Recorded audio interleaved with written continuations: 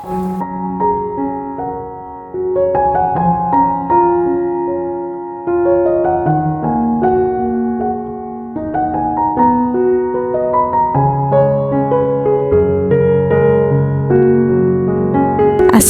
আলাইকুম, সবাই কেমন আছেন? আশা করি আল্লাহর অশেষ রহমতে সবাই ভালো আছেন। আমরাও আলহামদুলিল্লাহ ভালো আছি। চলে আসলাম বরাবরের মতো নতুন আরো একটি ব্লগ ভিডিও নিয়ে। আশা করি ভিডিওটি আপনাদের কাছে ভালো লাগবে। আজ আপনাদের সাথে পুরো মাসের বাজার গোছানোর কিছু ভিডিও শেয়ার করব। মাছেরও কিন্তু বিশেষ বিশেষ গুণাগুণ রয়েছে, সেগুলো যদি আমরা জেনে বুঝে খাই তাহলে দেখা গেছে কিছু কিছু রোগ থেকে আমরা নিরাময় পেতে পারি। সেটা হতে পারে আমাদের খাদ্যাভ্যাস পরিবর্তনের মাধ্যমে।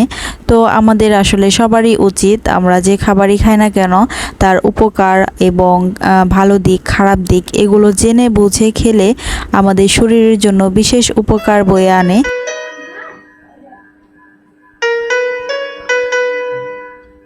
আসলে ভালো কোনো উপদেশ বা ভালো কোনো জিনিস যত জানি ততই আসলে মনে হয় জানা আরও বেশি প্রয়োজন। তো আমি সেই ভাবনা থেকে একটু একটু করে শেয়ার করছি। বাংলাদেশ নদীমাতৃক দেশ হওয়ায় আমিষের অন্যতম প্রধান উৎস মাছ। এজন্যই এদেশের মানুষকে মাছে ভাতে বাঙালি বলা হয়। পুষ্টিগুণ বিবেচনায় বড় ও ছোট মাছের রয়েছে আলাদা গুরুত্ব। যেদিন মাছের বাজার গোছাই সেদিন আর অন্য কোনো বাজারে ঝামেলা রাখি না, কারণ মাছ গোছাতে অনেক বেশি সময় লাগে। আর যেহেতু এক মাসের সেজন্য তো আরও বেশি সময় লাগবে। আর মুরগি গরুর গোশ এগুলো আগে থেকে আনিয়ে রেখেছিলাম।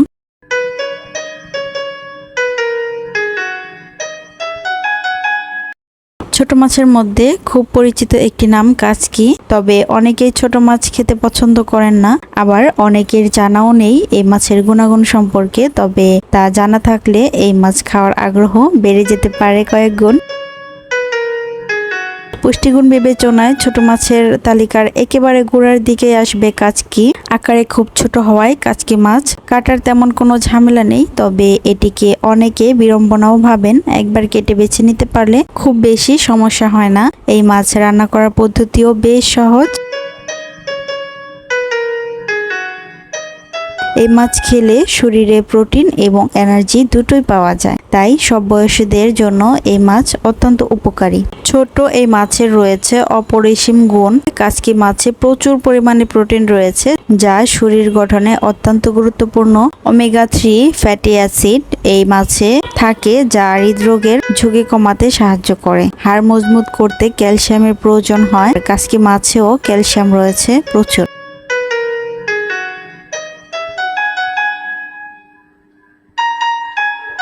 এরপর পুঁটি মাছের কিছু উপকারী দিক তুলে ধরার চেষ্টা করি। পুঁটি মাছকে আসলে ভিটামিনের খনিজ বলা হয়, কারণ ছোট্ট একটি পুঁটি মাছে প্রচুর পরিমাণে ভিটামিন আছে। এতে রয়েছে প্রচুর পরিমাণে ফসফরাস, যার ফলে আমাদের শরীরের হাড় মজবুত রাখতে সাহায্য করে। শরীরের রোগ প্রতিরোধ ক্ষমতা বহুগুণ বাড়াতে দারুণ ভূমিকা রাখে ছোট ছোট পুঁটি মাছ।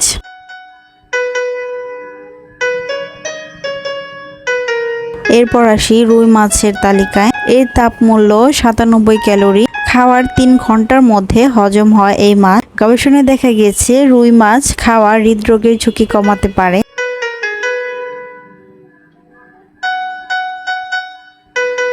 আমাদের দেশে চিংড়ি অতি জনপ্রিয় একটি খাবার, এটি আসলে সবারই জানা। চিংড়ির পুষ্টি উপাদান রয়েছে, আছে ভিটামিন, আছে বিভিন্ন উপকারিতা, কিন্তু চিংড়ি খাওয়ার ক্ষেত্রে সতর্কতা অবলম্বন করা জরুরি। এতে থাকা কোলেস্টেরল শরীরের ক্ষতি করে থাকে। এ বিষয়ে বিভিন্ন পুষ্টিবিদগণ বিভিন্নভাবে মন্তব্য করে থাকেন। তো সেখান থেকে আমরা জানতে পারি চিংড়ি একটি পুষ্টি সমৃদ্ধ খাবার। এটি প্রোটিনের ভালো উৎস। প্রোটিনের চাহিদার প্রায় 42% চিংড়ি পূরণ করতে পারে। উচ্চ কোলেস্টেরল যুক্ত খাবারগুলো রক্তে কোলেস্টেরল এবং হৃদরোগ বাড়ায়, তাই হাই কোলেস্টেরল হার্টের বিভিন্ন সমস্যা যাদের রয়েছে তাদের চিংড়ি না খাওয়াই ভালো।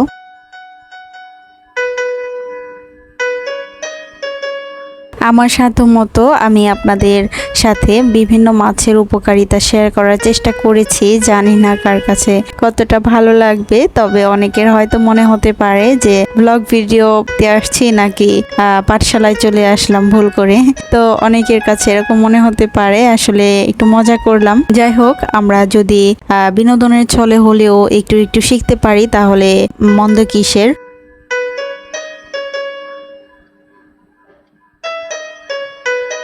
আজ যেহেতু এই 4 রকমের মাছ আমার ঘরে আনা হয়েছে, তো ভাবলাম এগুলো গোছাতে গোছাতে এর উপকারী কিছু দিকও তুলে ধরা যাক, তাহলে দেখা যাবে আমার নিয়মিত দর্শকদেরও একটু জানা হবে এবং আমারও জ্ঞানের পরিধি একটু হলেও বৃদ্ধি পাবে। তো যে কোনো বিষয় আসলে জানার তো শেষ নেই।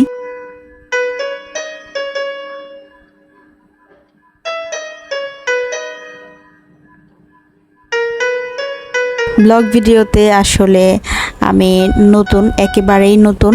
আমার অনেক কিছু শেখার আছে এখনও। সব কিছু পজিটিভ রেখে আসলে একটা ভিডিও মেক করা অনেক চিন্তা ভাবনার একটা ব্যাপার থাকে। আজ ভিডিও রিলেটেড বেশি কথা বলা হয়নি, এমনিতেই অন্যান্য কথা বলেই ভিডিও প্রায় অনেক বেশি বড় হয়ে গিয়েছে। তো সংক্ষেপে কিছু ভিডিও রিলেটেড কথাও বলে দেই। আজ যেহেতু বাজার গোছানোর কথা ছিল, তো সেজন্য আয়মানের বাবা সকাল সকাল ঘুম থেকে উঠেই বাজারে চলে গিয়েছিলেন এবং আমিও উঠে বাজার গোছানোর প্রস্তুতি নিচ্ছিলাম। আর বাজার গোছাতে অনেক সময় লাগে, তো তার জন্য আসলে সকালে নাস্তার ঝামেলা করিনি, নাস্তাটা বাইরে থেকে কিনেই খেয়েছি। তারপরই মোটামুটি বাজার গোছানোর কাজে লেগে পড়েছি। এই মাছগুলো আমি সুন্দর করে গুছিয়ে গুছিয়ে রেখে দিয়েছি 1 মাসের হিসাব করে।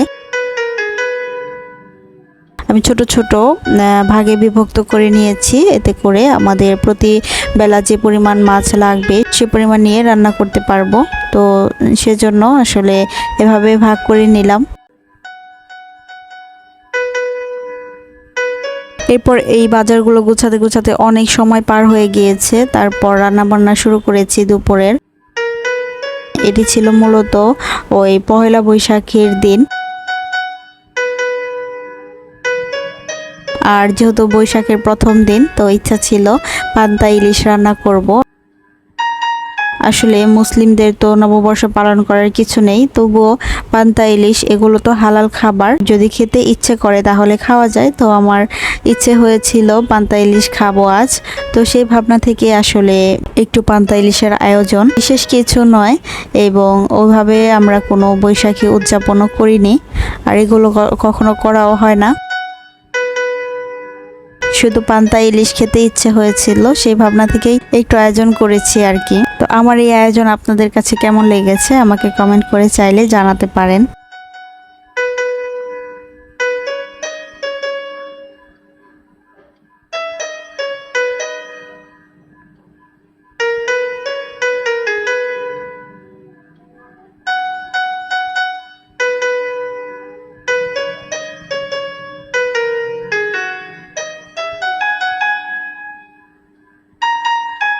বর্তমান সময়ের পরিচিতি শব্দ ব্লগ, অডিও এর পাশাপাশি ভিজুয়াল মাধ্যমে ব্লগিং করার সংক্ষিপ্ত রূপই হচ্ছে ব্লগ।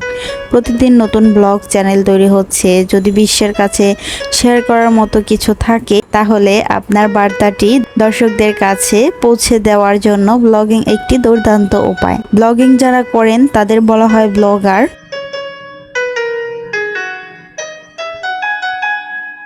একজন ব্লগারের কাছে লাইক, কমেন্ট, সাবস্ক্রাইব এবং শেয়ার এগুলো যে কত বেশি গুরুত্বপূর্ণ একটা বিষয়। যখন একটা চ্যানেলকে সাবস্ক্রাইব করেন, লাইক করেন ভিডিওতে এবং ভিডিওগুলো ভালো লাগলে শেয়ার করেন বন্ধুদের সাথে এবং আপনার মূল্যবান মন্তব্য কমেন্টের মাধ্যমে জানান, তো সেগুলো একজন ব্লগারের কাছে যে কতটা আনন্দের বিষয় সেটা আসলে ভাষায় প্রকাশ করার মতো না। তো ইতোমধ্যে আমিও যেহেতু ইউটিউব চ্যানেলে ভিডিও আপলোড করি, তো সেক্ষেত্রে ছোটোখাটো একজন ব্লগার আমি নিজেও। সেই জায়গা থেকে যখন আমার চ্যানেলে একটা সাবস্ক্রাইব বাড়ে আমি না অনেক খুশি হয়ে যাই। কারণ ছোট থেকেই তো মানুষ বড় হয়, এই তো একটা থেকে দুইটা, দুইটা থেকে তিনটা, এভাবে করতে করতে একটা সময় যখন 100 সাবস্ক্রাইবার হয়ে গিয়েছিল তখন অনেক খুশি হয়েছিলাম এবং সেখান থেকে আস্তে আস্তে বাড়তে বাড়তে আলহামদুলিল্লাহ আমার 1000 সাবস্ক্রাইব পূরণ হয়ে গিয়েছে। তো আপনাদেরকে অসংখ্য ধন্যবাদ ভাইয়ারা এবং আপুরা যারা যারা আমার চ্যানেলটি সাবস্ক্রাইব করেছেন। তো এখানে না আমার আসলে অনেক পরিশ্রম, অনেক ধৈর্য, অনেক স্বপ্ন, অনেক আশা লুকিয়ে আছে, জড়িয়ে আছে। সব কিছু মিলে আমি অনেক বেশি খুশি, আপনাদের ভাষায় প্রকাশ করে বোঝাতে পারবো না। আশা করি আপনারা আমাকে বুঝতে পারবেন আর এভাবেই আপনারা আমাকে সাপোর্ট দিবেন, আমার পাশে থাকবেন।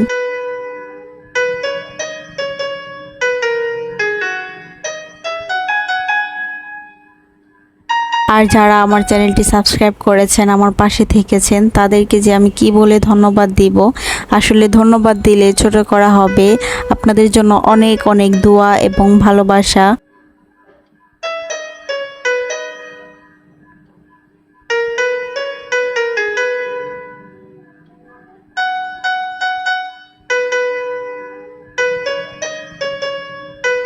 আমার আজকের ভিডিওটি যদি আপনাদের কাছে ভালো লেগে থাকে তাহলে প্লিজ আমার চ্যানেলটি সাবস্ক্রাইব করবেন এবং পাশে থাকা বেল বাটনটি প্রেস করে দিবেন। এতে করে নতুন কোনো ভিডিও আপলোড করলে আপনি দেখে নিতে পারবেন।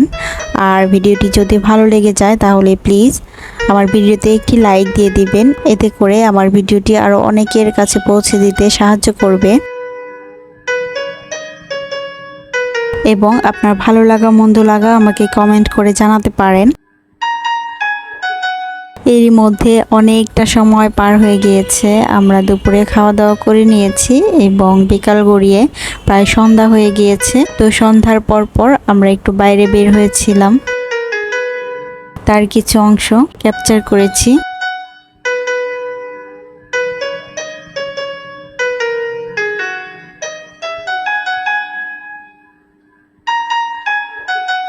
আজকের মতো বিদায় নিচ্ছি এখানেই, ফিরে আসবো নতুন আরও কোনো ব্লগ ভিডিও নিয়ে। সে পর্যন্ত সবাই ভালো থাকবেন, সুস্থ থাকবেন। আল্লাহ হাফিজ, আসসালামু আলাইকুম।